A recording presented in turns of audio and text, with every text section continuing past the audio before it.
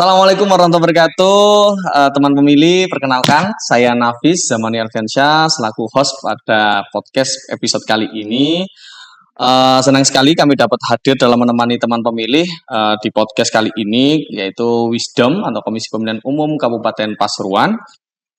Dengan tema pemutahiran partai politik menata data menjaga demokrasi. Kegiatan ini merupakan bagian penting dari upaya Komisi Pemilihan Umum Kabupaten Pasuruan dalam menjaga akurasi dan validitas data partai politik sebagai fondasi utama penyelenggaraan pemilihan umum yang transparan dan akuntabel. Melalui podcast ini, kami mengajak teman pemilih untuk memahami lebih jauh pentingnya pemutahiran data sebagai fondasi demokrasi yang berintegritas. Sebagai narasumber pada hari ini, yaitu Bapak Muhammad Derajat, sarjana psikologi yang saat ini juga menjalani pendidikan magister di Universitas 17 Agustus Surabaya. Bagaimana Pak Derajat kabarnya? Alhamdulillah baik Mas Nafis. Alhamdulillah. Mas Nafis juga baik. Alhamdulillah baik. Oke, Pak Derajat saat ini juga menjadi sebagai anggota Komisi Pemilihan Umum Kabupaten Pasuruan periode 2024-2029 ya Pak Derajat ya, dan pengampu divisi teknis penyelenggaraan. Betul. Begitu. Dan ternyata biodata Pak Muhammad Derajat ini sangat banyak. Yang pertama peneliti Berdikari Center di Jakarta, betul Pak Derajat ya? Betul. Itu dari tahun berapa sampai tahun berapa Pak Derajat? Sepertinya 2015 hingga di 2016, 14, ya 16. Itu peneliti seputar apa Pak, mungkin singkatnya? Macam-macam. Yang jelas waktu itu kan memang di lembaga kita itu kayak lembaga think tanknya pemerintahan sebelumnya Pak Prabowo ini ya. Jadi backup di sana sini, akhirnya setiap kebijakan itu selalu kita hasil penelitian itu, hasil survei itu langsung kita laporkan kepada yang berkepentingan, sehingga untuk sebagai pertimbangan memunculkan suatu kebijakan dan lain sebagainya. Oke. Kemudian yang kedua ini ada Sekretariat Revolusi Mental di Kemenko PMK RI. Sangat luar biasa nih Pak ya. Di tahun juga sebelum Pak Prabowo gitu, Pak Jokowi, zamannya Pak Jokowi. Pak Jokowi di Sekretariat Revolusi. Kebetulan kan Revolusi Mental itu kan PN ya, kalau di bahasa kita itu prioritas nasional lah. Jadi memang isu sejak di periode pertamanya Pak Jokowi itu memang getol untuk menyuarakan revolusi mental. Nah, kemudian dari tindak lanjut itu kemudian dibentuklah revolusi mental itu yang melekat pada Kemenko PMK. Oke. Dan ada satu lagi nih Pak. Sebagai staf ahli juga di DPR RI gitu Pak ya? Ya itu sebentar saja. Sebentar saja. Selingan saja Pak ya? Selingan saja itu. Kalau kata orang-orang Jakarta menurut urip lah di sana. Tapi alhamdulillah hidupnya Pak Derajat sekarang sangat luar biasa. Amin, alhamdulillah. Oke, karena tadi menyinggung tentang pemutahiran partai politik menata data menjaga demokrasi, dan kebetulan memang hari ini juga sedang ada pemutahiran partai politik Pak ya. Betul. Di KPU Kabupaten Pasuruan. Semoga acaranya bisa lancar dan sukses. Oke, Pak Derajat, berbicara soal pemutahiran partai politik ini diadakan setiap tahun Pak ya, dan beberapa semester memang, dan mungkin ini menjadi pengetahuan awal dari teman-teman teman pemilih yang belum mengetahui bagaimana pemutahiran partai politik. Ternyata tidak hanya pemutahiran data pemilih saja, tetapi partai politik juga. Nah, mungkin sebagai awalan Pak Derajat, apa yang mungkin dimaksud dengan pemutahiran data partai politik yang berkelanjutan seperti ini Pak Derajat? Baik, berangkat dari banyak pertanyaannya. Sebelumnya di pasca pilkada maupun pemilu itu KPU ngapain begitu. Kan banyak pertanyaan masyarakat itu yang mempertanyakan hal itu. Padahal kita itu ada dua agenda nasional, prioritas nasional yang tidak berbatas waktu. Yang pertama adalah pemutakhiran data pemilih berkelanjutan, kemudian sosialisasi kepada pemilih pemula, itu juga tidak berbatas waktu, dan yang terbaru dan teradep adalah pemutakhiran data partai politik.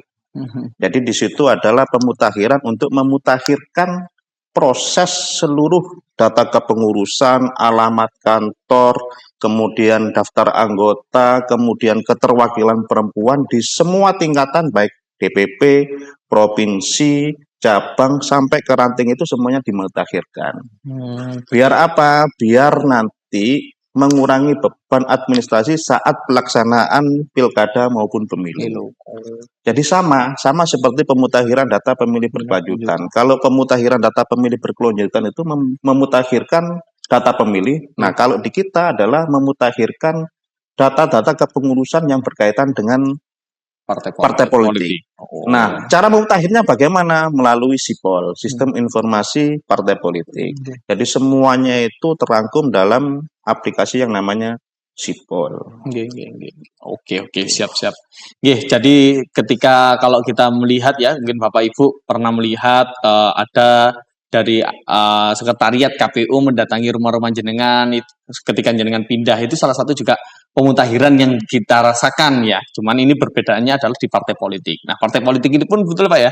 Saat ini juga banyak yang lagi menyelenggarakan konvercap atau konferensi-konferensi itu juga sudah banyak Pak ya seperti itu. Nah, ini salah satu halnya mungkin dilakukan pemutakhiran berkelanjutan. Nah, dari pemutakhiran ini dilakukan setiap kapan Pak? Mungkin Pak? Kalau pemutakhiran itu seperti yang saya sampaikan itu tidak berbatas waktu. Cuman KPU RI menegaskan ada 2 semester. Yang pertama adalah semester 1 mulai Januari sampai Juni. Kemudian semester 2 Juli sampai Desember tahun berikutnya. Jadi sepanjang tahun. Kalau melihat dari jadwal ini, kita itu kerjanya habis-habisan. Tiap hari juga dilakukan pemutakhiran data. Begitu. Jadi biar tidak expired. Karena banyak ya partai politik itu yang tiba-tiba konverjap. Tiba-tiba penggantian kepengurusan dan lain sebagainya. Dalam tanda kutip itu ada yang begini, ada yang kemudian diganti. Yang terbaru ini misalkan kayak PSI itu sudah kayaknya saya cek ya, saya beberapa informasi itu sudah berganti nama ketua dan lain sebagainya. Kemudian yang terbaru kemarin itu di hari Minggu kemarin itu PDI Perjuangan sudah melakukan konverjap juga dan lain sebagainya. Nah, ini kan perlu dimutakhirkan. Biar apa? Biar semuanya itu up to date. Biar kita juga tahu bahwa partai politik itu mana sih ketuanya begitu. Itu yang pertama. Kemudian kantor partainya itu di mana juga begitu. Ini biar kita tahu juga. Karena mohon maaf banyak juga partai yang kalau kita balik lagi ke pemilu 2024 kemarin, banyak juga kantor partai itu ya memang begitu ya, yang ada di rumah ini. Nah, biar kita juga mempermasalahkan itu. Yang penting kita ke sana itu tahu kantornya di mana. Gunanya apa? Guna untuk ketika kita bikin kegiatan ngirim surat itu mudah begitu. Kita mudah akses, kita itu enak komunikasinya dan lain sebagainya. Karena mitra kita itu selain partai politik ya ada pemilih.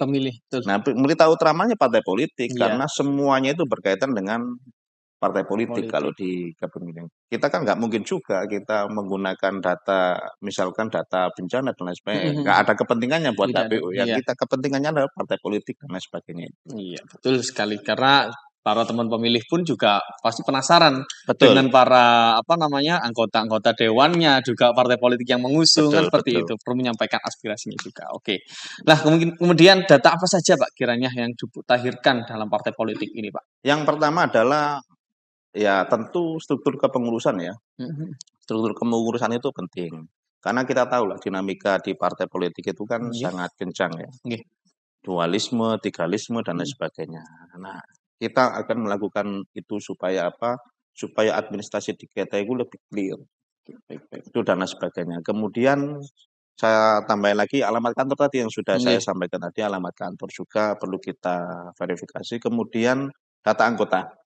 Data anggota itu juga kita mutakhirkan juga. Ya mohon maaf ini sekedar informasi saja. Banyak sekali ketika nanti ada CPNS buka ya, CPNS buka kemudian atau lowongan pekerjaan yang berkaitan dengan tidak dibolehkannya, yang ada prasyarat di situ tidak boleh menjadi masuk ke pengurusan maupun anggota itu banyak sekali yang laporan ke kita begitu ya, supaya bisa hak sebagai anggota itu dicabut dan lain sebagainya. Padahal hak kita itu bukan hak itu adalah di wewenang itu ada di partai politik bukan di kita. Kita hanya memfasilitasi itu. Nah, kita juga memperbarui itu dalam rangka itu biar apa? Biar semuanya ya enak saja, verifikasinya juga enak. Intinya itu supaya memudahkan kita untuk berkomunikasi dengan partai politik pasca pemilu. Karena pasca pemilu itu ya kita ya ngapa-ngapain juga kita, banyak pekerjaan pemutahiran data dan lain sebagainya tadi itu.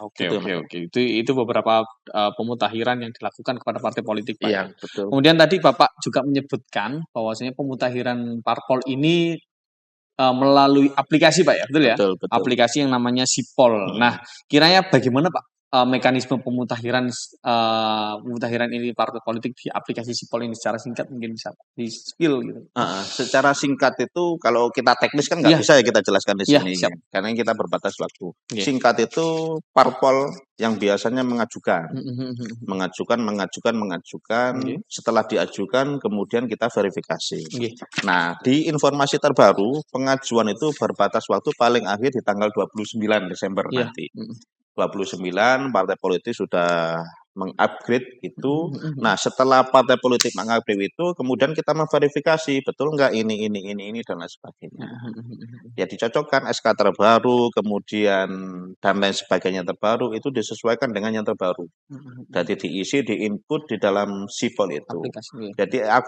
akun partai politik dengan akun kita itu berbeda. Jadi Mhm akun KPU itu ada sendiri, akun partai politik juga ada sendiri. mhm. Nah, kita juga tidak bisa melihat akun partai politik. Mhm mhm. Jadi begitupun juga partai politik tidak bisa melihat akun kita. Jadi semuanya itu kewenangannya di RI lah. Mhm mhm. Jadi kemudian upload dan lain sebagainya juga di DPP ya. Mhm. Semuanya di sistem di DPP. Sip. Jadi semuanya itu by Integrasi by by aplikasi. aplikasi. Jadi memang di KPU ini semuanya ada baik sipol-sipol itu sipol, silum dan lain Mhm sebagainya mhm, itu nggih. ada. Pokoknya sisi Iya. bukan yang penting bukan si pitung aja. Apalagi siluman, Pak, jangan. Oke oke oke, nggih nggih, Pak. Artinya memang sudah saatnya ya basis, pemutahiran ataupun Betul, pemilihan dan sebagainya itu melalui aplikasi ataupun digital seperti betul. itu, Pak, ya. Entah nanti bagaimana ada pemilihan secara online atau bagaimana, Pak, ya mungkin ya. Oke, mungkin lagi, Pak, pemutahiran data ini wajib dilakukan oleh partai politik, Pak, ya? Betul? Seperti itu, Pak? Iya, Atau mungkin ada partai yang mungkin tidak melakukan pemutahiran atau bagaimana sikapnya KPU kalau ini? wajib sih enggak ya, Mmm, tidak ada pada prinsipnya tidak ada implikasi ya, mhm mhm mhm. untuk di pemutahiran data berkelanjutan ya. Oke. Beda lagi kalau pas waktu tahapan. Mhm mhm. Kalau di kita memang memutakhirkan atau tidak itu tidak ada implikasi Mhm untuk mhm saat mhm. ini ya, Nggih nggih nggih. karena tidak ada tahapan dan lain Mhm sebagainya. mhm. Cuman secara prinsip himbauan kita itu alangkah baiknya Mhm. pemutakhiran itu tetap dilakukan oleh partai Partai politik. politik, nggih. Karena apa? Ya lagi-lagi kalau pas waktu kita sudah mendekati Mhm. tahapan-tahapan verifikasi partai politik dan lain sebagainya, biar apa ya? Gak kata orang Jawa kebobrokan begitu Mhm ya, mhm. ora grusa-grusu begitu ya. Jadi sudah tertata sejak jauh-jauh hari bahwa ini sudah clear, SK ini dan lain sebagainya, memudahkan intinya. Mhm. Dan itu yang pertama. Yang kedua adalah ini berkaitan dengan keterbukaan informasi publik. Jadi kenapa pemutakhiran data berkelanjutan ini prioritas nasionalkan, Mhm karena mhm. KPU melihat bahwa ini adalah merupakan bagian dari keterbukaan informasi publik. Mhm mhm. Begitu. Bagian juga sosialisasi, ini siapa sih ketua partainya ini siapa sih ketua partainya ini. Mhm mhm. Dan perlu diketahui bahwa partai politik yang terdaftar di Kemenkumham itu banyak sekali loh. Oh, iya Tidak iya. hanya 18. 15 yang Ya, menjadi peserta pemilu ya, kemarin, Pak, ya? ya tidak hanya itu, banyak sekali. Ya mudah-mudahan nanti bisa terverifikasi semuanya biar Amin. makin ramai. Mungkin semakin demokratis, Pak, Iya, ya? Ya mungkin ya teman-teman pemilih ya waktu pemilu kemarin 2024 ya Pak ya, iya, betul ya? Itu memang 18 Pak ya yang betul. lolos seperti itu. Cuman ini nanti kita akan lakukan pemutahiran data partai politik yang mungkin tidak tahu nanti jumlahnya berapa. Oke, kemudian kira-kira Pak karena ini sudah berjalan Pak ya, sudah Mhm. berjalan dari tahapan pilkada kemarin sudah selesai, kita melakukan pemutahiran partai politik, kiranya Pak ya, apa dinamika atau dampak dari, pemutahiran ini jika partai politik tidak melakukan pemutahiran data, Pak? Dampak ketika pemutakhiran data tidak Nggih nggih, dilakukan oleh tidak dilakukan. ya saya sampaikan tadi ya, tidak ada dampaknya ya Mhm, nggih sebenarnya, nggih nggih nggih. tidak ada dampaknya. Cuman ini, apa ya, membantu dirinya Mhm sendiri. mhm Jadi mhm. membantu partai politik itu sendiri Nggih dalam rangka untuk menyiapkan administrasi, tata kelola administrasi yang baik di nggih. partainya masing-masing. Kemudian itu sih kalau saya itu Mhm mhm melihatnya mhm. hanya sebatas itu. Karena memang secara clear tidak ada implikasi yang yang implikasi yang berarti, tidak ada implikasi mau mutakhirkan atau enggak untuk saat ini. Tapi beda lagi nanti kalau verifikasi administrasi pada saat pemilihan atau pemilu yang akan datang, itu beda lagi. Kalau hari ini kan memang pemutakhiran data berkelanjutan itu kita lakukan sepanjang tahun, semester 1, semester 2. Terserah nanti dilaporkan di tahapan semester 2 atau di semester 1 terserah. Perubahannya mungkin di semester 1 dilaporkan di semester 2 juga nggak masalah. Yang penting bagi kita semuanya itu sudah dilakukan, dicocokkan dengan administrasi yang ada itu sih. Sama semuanya ini kan juga membantu teman-teman partai politik juga ya, yang pertama itu. Ya itu sih kalau saya itu. Kalau implikasinya nggak ada. Kalau implikasinya tidak melaporkan kemudian SK pencabutan nggak ada. Nggak ada, Pak ya. Nggak ada. Itu kan saat-saat pemilu mungkin Pemilu ya. saja, Kalau saat gitu. ini enak saja lah. Mutakhirkan atau enggak dan sebagainya. Enggak ada ketika memang tidak mutakhirkan bahwa calon ini nanti tidak bisa mengusulkan calon Mencalonkan presiden. enggak, tidak ada. Oke.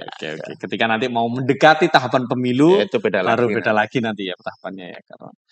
Oke Pak. Kemudian kiranya Pak ya, karena memang perbedaan organisasi politik atau partai politik ini Pak ya, mohon maaf, partai politik ini memang ketika melakukan pemusyawaratan emang berbeda-beda kan Pak ya. Betul. Ketika melakukan pemutakhiran juga berbeda-beda. Nggih. Dari situ kiranya Pak ya, dari yang sudah jenengan jelaskan tadi, kendala-kendalanya apa saja Pak ketika entah apakah di aplikasinya atau di human-nya atau seperti apa Pak kendala dalam Ya kalau di pemutakhiran? kita memang ya kita harus akui di KPU ini kadang-kadang juga di tiap tahapan juga aplikasi-aplikasi kita itu sedikit rewel ya. Jadi kayaknya nggak semua ya mesin itu ternyata punya psikis ya kalau saya melihat. Bukan karena saya Sesuai dengan psikologi ya. Bukan.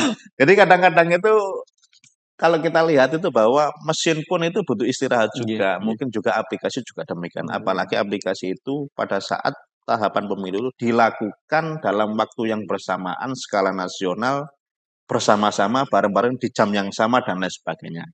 Itulah kadang-kadang yang membuat kita agak gimana gitu. Tapi masalah itu tetap bisa kita atasi. Itu yang pertama dari sisi aplikasi kita ya. Tapi kalau di pemutakhiran data itu insya Allah kita anggap lancar-lancar saja karena waktunya juga masih panjang dan lain sebagainya. Kita bisa upload, bisa administrasinya, bisa nginput dan lain sebagainya jauh-jauh hari juga. Nggak kayak seperti tahapan-tahapan yang hari ini di 23, 5, 59 harus selesai begitu. Nggak begitu. Itu yang pertama. Yang kedua dari sisi partai politik, mohon maaf mungkin karena memang LO-nya itu dalam pengetahuannya soal aplikasi juga butuh bimbingan kita, ya pastilah. Karena kita juga nggak jangankan LO ya, kita juga kadang-kadang ada pembaruan di aplikasi-aplikasi di KPU aja juga kita butuh BIMTEK juga. Nah di LO itu juga kita butuh waktu untuk memberikan pemahaman atau merutinkan mereka agar sekilas familiar dengan aplikasi-aplikasi kita. Nah itu butuh waktu juga. Itu mungkin yang kadang-kadang kendala-kendala yang dihadapi oleh kita maupun partai politik itu juga sendiri. Yang jelas kita akan all out untuk itu. Kita siap melayani, Mas. Siap. Melayani semua warga Kabupaten Pasuruan, Pak ya. Iya, termasuk partai politik politik juga, pemilih juga dan lain sebagainya. Berapapun partai politiknya, Pak ya. Iya, berapapun kita harus siap lah. Harus siap seperti itu. Oke. Nah, tadi sudah banyak ya disampaikan oleh Pak Derajat tentang seputar pemutakhiran data partai politik, Pak ya. Semoga dalam pemutakhiran partai politik ini karena diadakan setiap tahun dan setiap tahunnya 2 semester Pak ya, semoga bisa termutakhirkan secara baik dan profesional Pak ya dan lancar. Oke, kiranya Pak Derajat kiranya pesan kepada partai politik yang saat ini sedang melakukan pemutakhiran data partai politik ini bagaimana Pak mungkin Pak? Pesan ya? Iya. Untuk partai politik ya yuk kita sama-sama mengikuti pemutakhiran data partai politik ini dengan riang gembira, dengan santai, dengan tidak ada beban, sehingga nanti dalam pengerjaan pemutakhiran partai politik itu akan dikerjakan dengan gampang dan mudah. Dan sekalian saya informasikan juga untuk partai politik, Mas Nafis, nanti di jam 3 kita akan melakukan sosialisasi pemutakhiran data partai politik. Kita mengundang partai politik dan sejumlah stakeholder terkait ya. kita akan menyampaikan yang pertama pemutahiran data partai politik, yang kedua adalah sosialisasi tentang PKPU 3 tahun 2025 terkait dengan penggantian antar waktu anggota DPR dan lain sebagainya itu. Dan alhamdulillah kita sudah melakukan itu pasca pilkada kemarin. Kita sudah melakukan PAW ya di kabupaten. Alhamdulillah PAW kemarin lancar. PAW-nya Pak Bupati terpilih dengan PAW-nya Pak Wakil Bupati, dan alhamdulillah semuanya sudah lancar. Nah, setelah kita sudah melakukan PAW itu barulah ada PKPU lagi yang turun yang membatalkan PKPU PAW sebelumnya. Dan mudah-mudahan acara nanti yang akan kita gelar di jam 3 itu berjalan dengan lancar, semuanya bisa hadir sehingga semuanya pemahaman tentang PAW maupun pemutahiran data itu akan utuh bagi parpol, bagi stakeholder, dan bagi masyarakat sekitar. Oke, alhamdulillah. Itu pesan dari Pak Muhammad Derajat yang selaku juga anggota KPU Kabupaten Pasuruan yang juga divisi teknik penyelenggaraan. Oke, teman-teman semuanya, teman pemilih, alhamdulillah kita mencapai di akhir dalam podcast kali ini. Semoga ilmu dan informasinya bermanfaat tentunya, dan Bapak Muhammad Derajat pun tidak henti-hentinya Pak ya, tidak henti-hentinya menyampaikan informasi seputar utamanya karena Pak Derajat ini divisi teknis penyelenggaraan, tidak hanya kerjanya di waktu tahapan saja, tetapi dalam pemutahiran ini sama juga memfasilitasi semuanya, semoga dengan lancar dan sukses. Begitu Pak Derajat. Saya ucapkan terima kasih Pak Muhammad Derajat atas kesempatannya, nggih. Semoga lancar terus pekerjaannya, amin. Dan rezekinya juga lancar, dan semoga tesisnya juga berjalan dengan lancar. Amin ya rabbal alamin. Oke, terima kasih teman pemilih semuanya. Yang mengucapkan assalamualaikum warahmatullahi wabarakatuh. Terima kasih.